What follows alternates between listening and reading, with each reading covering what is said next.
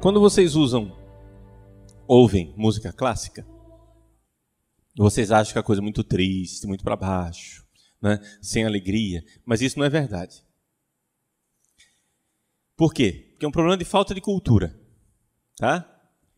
Vejam só, eu não estou dizendo que é uma cultura diferente. É porque a sua cultura é brasileira e então você não entende a linguagem da outra cultura. Não, é falta de cultura mesmo. O nosso país está perdendo a cultura, a capacidade de apreciar cultura erudita. Cultura erudita quer dizer cultura elevada, coisa de elite, coisa de gente que realmente pensa. Tá bom? Por quê que eu digo isso? Porque é evidente que um concerto de Mozart não tem o mesmo nível de um rasqueado cuiabano, de um lambadão, né? De um pancadão. Não tem. Para nós, né, nós estamos acostumados que música, para ser alegre, ela tem que ter batucada, né? Tem que ter um ritmo, tem que ter um beat. Não é isso? Mas isso não é verdade. Existem músicas muito alegres e que são clássicas, eruditas. Não é? O que acontece é que nós não fomos treinados para perceber a grandeza daquilo. Mas é uma questão de cultura, tá?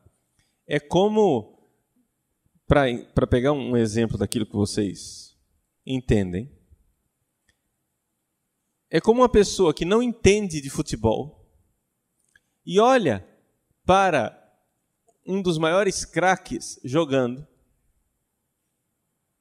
e olha para um perna de pau e não vê grande diferença. Mas você que está treinado, você que já assistiu muitos jogos, você consegue se admirar diante de algo que não se vê comumente. Não é isso? Puxa vida, você viu aquele passe que ele deu? É genial o cara, né? Você consegue admirar aquilo. Porque é algo inesperado, algo inusitado, algo que você não previa. Então você foi treinado para perceber isso. É uma questão de treino. Você, por exemplo, vinho, não é? O fulano não vê a diferença entre um vinho sangue de boi, chapinha, né? E um vinho Valpolicella italiano. Quer dizer, espera lá, você não precisa ser um sommelier, um especialista em vinho, mas se você tiver pelo menos um pouco de cultura, você consegue degustar um bom vinho. Por exemplo, eu não vejo, infelizmente, não vejo grande diferença entre um vinho bom e um vinho ótimo. Mas eu sei pelo menos distinguir que não é um vinho ruim, né? Tá? Só os caras assim que são especialistas é que conseguem, né? Que realmente são bons. Mas eu sou amador nessa história de vinho, nunca aprendi realmente a beber vinho, então eu sei, porém, distinguir o que é um vinho fino de um vinho de mesa, né? Vinho de mesa quer dizer vinho ordinário, feito com uva de mesa.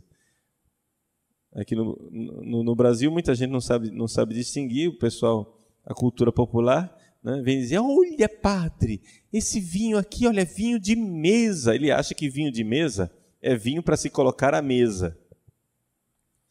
Mas todo vinho é para colocar à mesa. Onde é que você vai servir o vinho?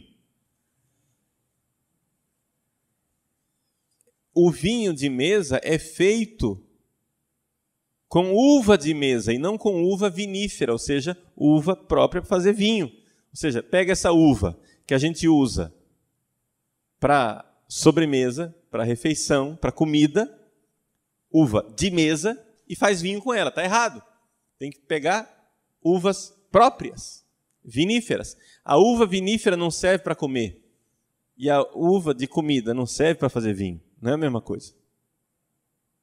Então, eu consigo distinguir quando o vinho foi feito com uva de mesa.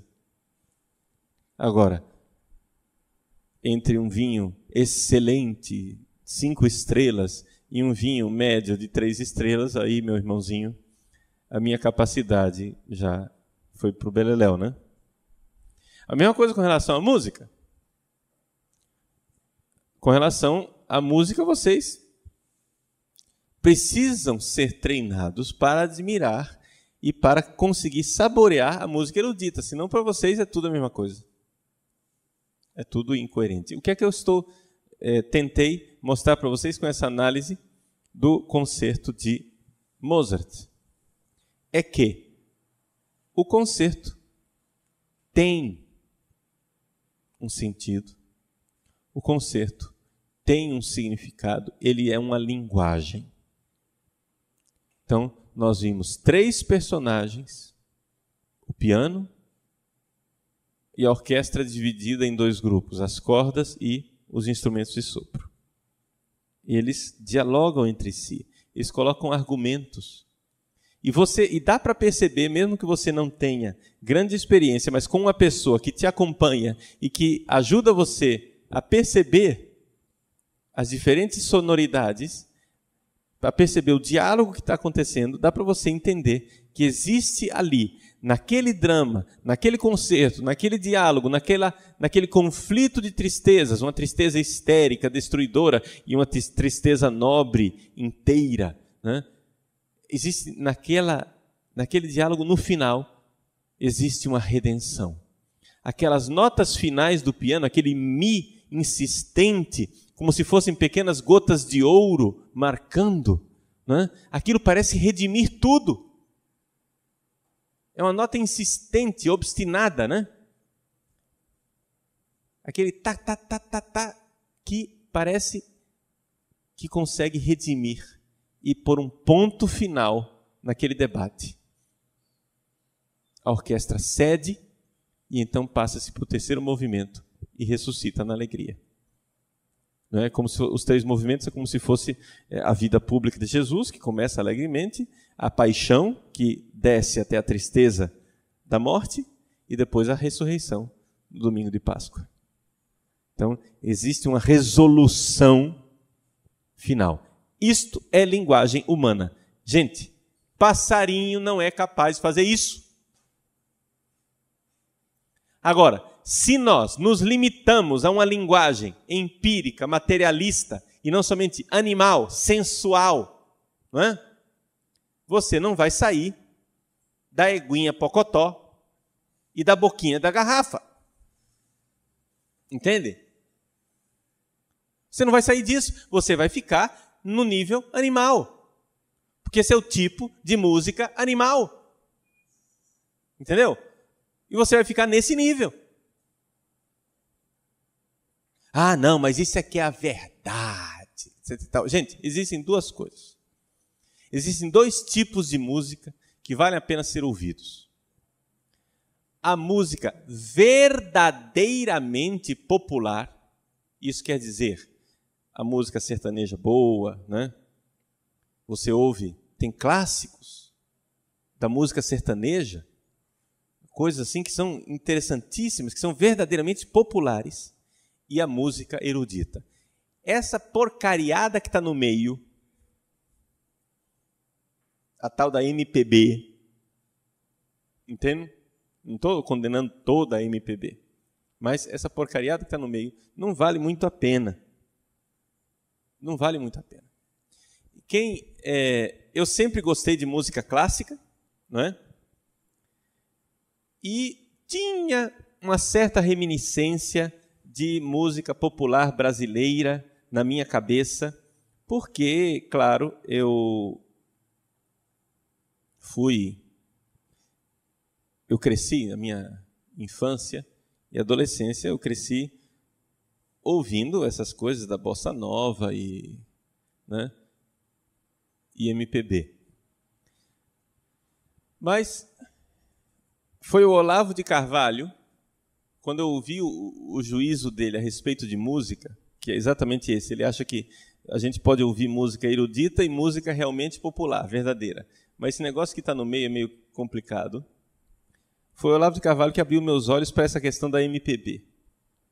A MPB, ela é, né, em muitos de seus aspectos, revolucionária. Porque ela não tem a candura da alma popular. Ela tem uma tendência de puxar as coisas para o mundo sensual puramente, entende? Essa coisa meio hippie, de uma sensualidade pela sensualidade. Enquanto a música popular verdadeira, que sai da alma realmente do povo, é bem diferente. Ela não tem um engajamento revolucionário. Você pega um menino da porteira, não é? Você vê que ali, aquela música tem alma. Entende? Aquela música tem alma. Coisas assim que são interessantes. Você pega uma Asa Branca, de Luiz Gonzaga, que é uma coisa tão, né, conhecida, mas você vê que aquela música tem alma. Não é uma música chã, uma música que te põe para baixo no sentido animal. Então, são coisas assim que a gente não para pensar, né? E pode ser que depois eu mude a minha opinião, mas, por enquanto, aquilo que eu já pensava da música erudita foi um pouco corroborado pelo Olavo de Carvalho. Eu discordo um pouco do Olavo no sentido de gosto musical, porque eu sou muito fã de Mozart. Já ele gosta mais das óperas de Mozart, né? Eu já não sou tanto ópera. É uma questão de gosto, né? Os meus pais, a minha mãe, ela toca piano, tem 14 anos de conservatório. Meu pai também nunca gostou de música vocal. Os discos que tem lá em casa de vinil da década de 70, quando os meus pais tinham dinheiro para comprar disco, porque antes disso eles não tinham dinheiro, né? Os discos que tem lá são todos instrumentais. É interessante isso. Eu vim me dar conta disso agora, depois com 40 anos de idade, eu fui lá ver os discos velhos, antigos, fui passando, gente, não tem nada de vocal, é tudo instrumental. Aí o que eu notei, por isso que eu só gosto de música instrumental, né? Vem do berço a coisa, né? Eu me lembro, em casa, um domingo de manhã, eu ter meus 14 anos de idade, e meu pai comprou um som novo que ele trouxe da Zona Franca de Manaus. Eram umas caixas de som imensas, assim, do tamanho de um frigobar, cada uma das caixas de som. E então, domingo de manhã, acordei e coloquei lá a Sinfonia número 40, em Sol menor, de Mozart. E eu não sabia controlar o volume direito da coisa, então o negócio começou já explodindo, né? Altíssimo. Aí meu pai me conta, né, que minha mãe se levantou na cama, assim, meio atordoada, de quem acabou de acordar. Ela, o que é isso? Aí meu pai, é seu filho maluco. Aí ela disse, mas é Mozart.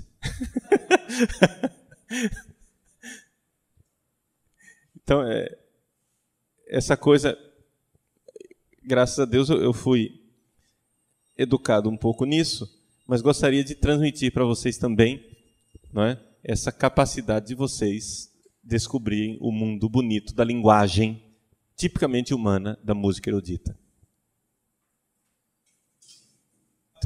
É a linguagem apofântica, a linguagem científica, a linguagem empírica. Então é evidente que você não vai entender o que é poesia. Mas aí você prepara, né, os consultórios dos psiquiatras e compra bastante caixa de antidepressivo, né, porque as pessoas dificilmente vão achar um sentido de vida se vivem simplesmente como animais, né, na linguagem animal. Nós nunca fomos tão, muitas aspas no avançado aqui, né? Avançados cientificamente, e, no entanto, nunca fomos tão infelizes. Porque as pessoas vão perdendo o sentido da vida. A vida fica sem razão, fica sem logos. Entenderam? Uma vida sem logos, uma vida sem telha de vidro, sem transcendência, sem o próprio, sem o espiritual, sem o tipicamente humano.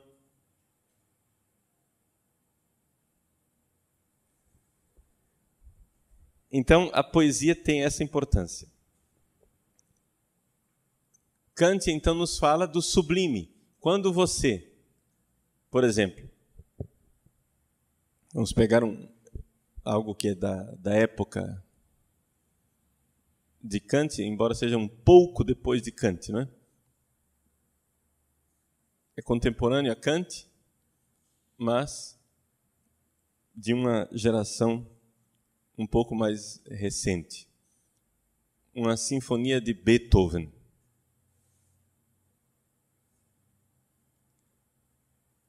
Quando Kant morreu, em 1804, Beethoven estava no auge, digamos assim, da sua carreira, ou talvez a palavra não seja exatamente auge, mas seja, talvez, o início da sua obra criativa.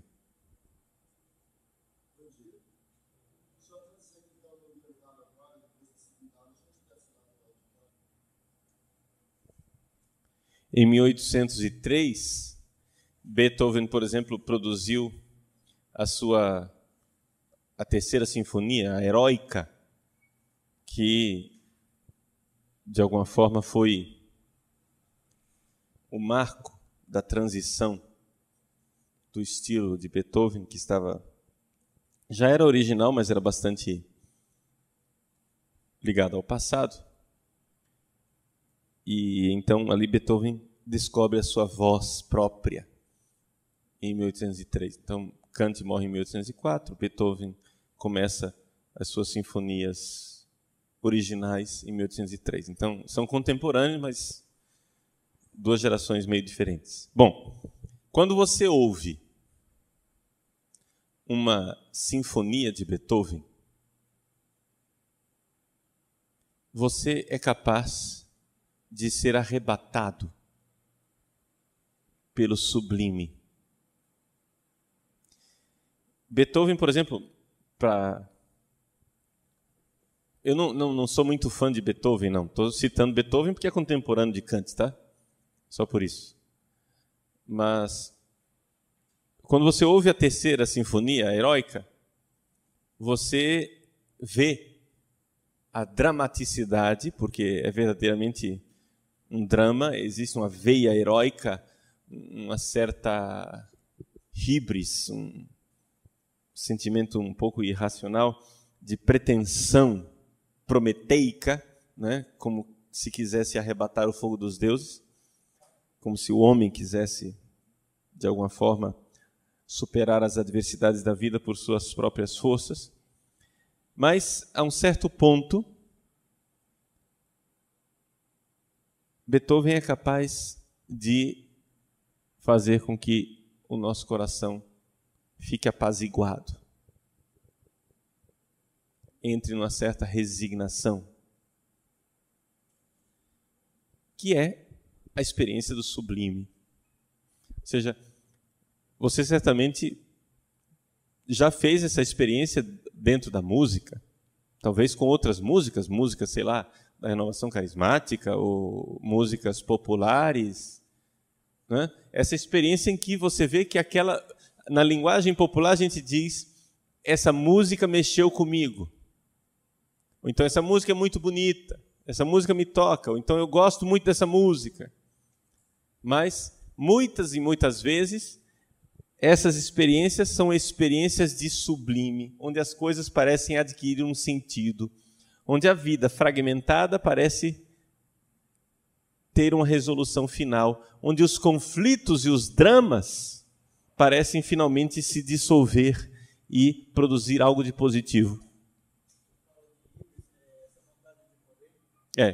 Hybris é aquilo que a gente falava, essa libido dominandi, né? Libido dominandi quer dizer uma vontade de domínio. Eu quero ser Deus, eu quero fazer as coisas, né? Eu quero ser o tal. Beethoven tem um pouco isso. Você pode interpretar de várias maneiras, porque você sabe que música é uma coisa muito subjetiva, né? Em vários aspectos. Existe um aspecto objetivo da música, mas existem até um certo ponto é objetivo, de um certo ponto para frente você vê que existe algo de subjetivo na interpretação. A veia heróica, que é típica de Beethoven, ela nos coloca diante dessa realidade de uma dramaticidade da vida e de uma resolução. Em algumas composições de Beethoven, por exemplo, você vê que ele põe acordes claramente dissonantes, em português, para a gente entender, desafinados, né? Ele põe coisas desafinadas ali no meio e, de repente, volta para a tonalidade, ou seja, tem uma resolução tonal. Isso quer dizer o seguinte, que ele cria uma tensão, quando ele volta para o tom correto, aquilo cria no ouvinte a sensação de alívio e de resolução interior. E então as coisas se encaixam e você tem esse tipo de experiência do sublime. Tá? Estou tentando explicar, não entendo nada de música, né? Vocês estão entendendo aqui que de música eu sou um ótimo amador, ou seja, não entendo nada. Mas, tentando expressar para vocês, com o exemplo da música, aquilo que é a linguagem propriamente humana. Qual é a diferença de uma sinfonia de Beethoven para a melodia de um passarinho, né? A melodia de um pássaro, que pode ser muito bonita também, mas que existe algo de tipicamente humano. Bom, a experiência do sublime não é vivida pelo pássaro. O pássaro, quando ele experimenta a musicalidade da sua voz, ele não tem essa experiência sublime. No entanto, quando você, por exemplo, vai à natureza e faz um passeio pelas montanhas e vê os pássaros, ou então você vivencia o nascer do sol no Pantanal, na época do acasalamento das aves. Né? É um negócio espantoso, é uma coisa assim, sublime. Eu já presenciei pessoas que, no nascer do sol do Pantanal, ao ver as aves todas despertarem e cantarem, pessoas que derramaram lágrimas de ver aquilo, de experimentar aquilo. Ora, só um ser humano é capaz disso, né? Isso aqui não é exemplo de linguagem humana, tá? Toda a linguagem é do pássaro lá. Mas é uma experiência humana de sublime. Está entendendo? É o ser humano quem experimenta o sublime ao ver o nascer do sol no Pantanal. Por quê? Porque o ser humano é capaz de enxergar uma harmonia de sentido que o pássaro que está fazendo aquela melodia não é capaz de enxergar. O pássaro acorda todo dia do mesmo jeito. E ele não derrama lágrimas com isso. Está entendendo? Mas o ser humano, ele é capaz de fazer essa experiência de sublime. Onde as coisas, de repente, se me apresentam como tendo sentido. Tá, isto é aquilo que Kant diz com relação ao sublime. Existe uma outra contribuição, que é de Heidegger, também é outro filósofo cuja filosofia eu não admiro minimamente. Mas não quer dizer que Heidegger não tenha razões, não é? Ele tem razão. Não tem razão. A filosofia de Heidegger, eu não concordo com ela. Mas ele tem razões, tem contribuições interessantes. Quando Heidegger, por exemplo, diz que a poesia é a linguagem do ser. O que é a palavra ser para Heidegger? É uma coisa meio contestada, difícil, porque esses filósofos modernos e contemporâneos, eles criaram uma linguagem tão hermeticamente fechada, e a coisa é proposital, não é? Que depois você não sabe exatamente o que é que eles querem dizer. Mas Heidegger, por exemplo, ele pega as poesias de Hölderlin, um poeta alemão, e aquelas poesias para ele são a linguagem do ser. Aquilo que ele não consegue fazer na filosofia, já que a filosofia não consegue dizer o ser, ele acha que Hölderlin consegue na poesia. E o que é que ele entende por ser? É aqui que está o debate, mas um dos aspectos do ser para Heidegger é essa realidade do sentido. As coisas começam a ter sentido, as coisas se encaixam. Porque o ser é uma categoria universal. O ser unifica tudo, entende?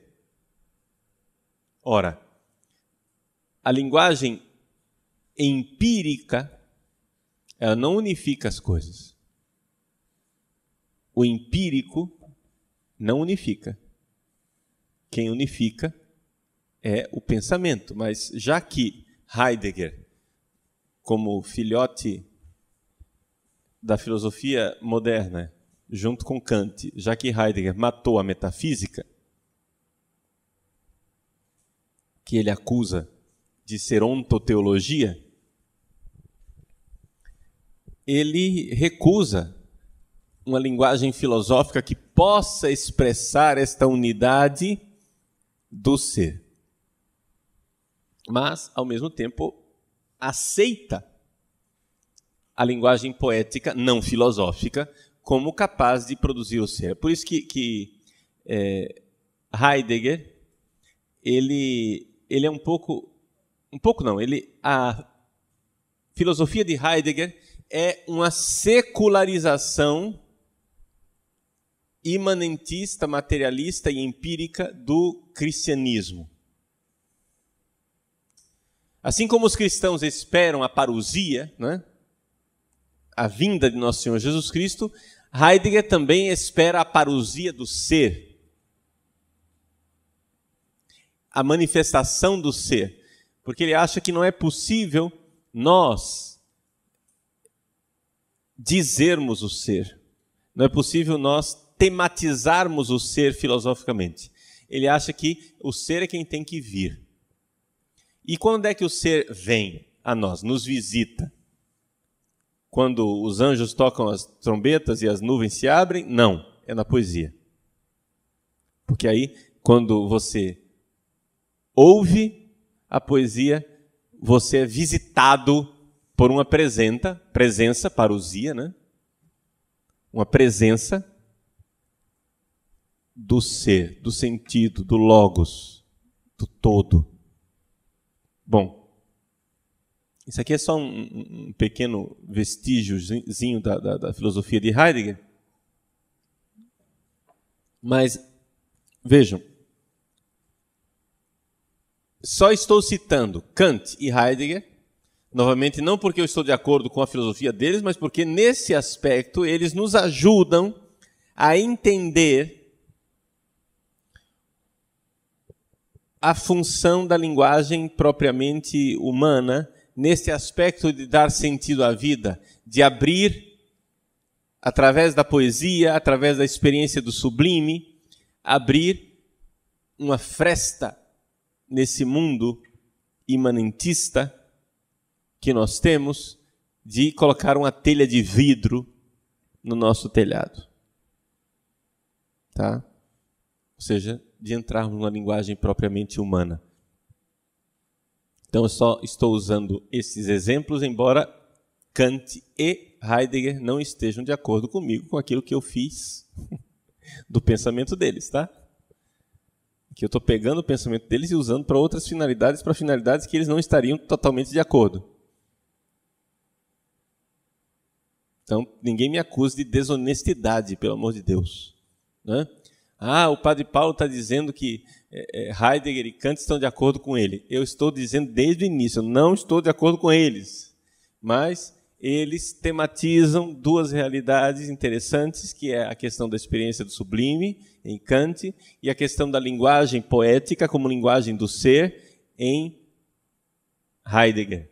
Ponto. Só esses dois pontos para exemplificar como isto que nós estamos falando e que estamos chamando de linguagem tipicamente humana é algo que está dentro de uma experiência que nós todos podemos ter. Ok? Agora, eu gostaria de passar com vocês, acho que nós temos tempo ainda, de ouvirmos juntos um concerto para piano de Mozart. Uma passagenzinha, né? É o movimento lento do concerto 23 para piano, e fazer um pequeno comentário para vocês entenderem essa linguagem do sublime, a linguagem tipicamente humana, porque a música ela também é uma linguagem humana. Né? Nós não temos só a linguagem científica, a música é também uma forma de o ser humano expressar essa sua transcendência, essa sua realidade espiritual.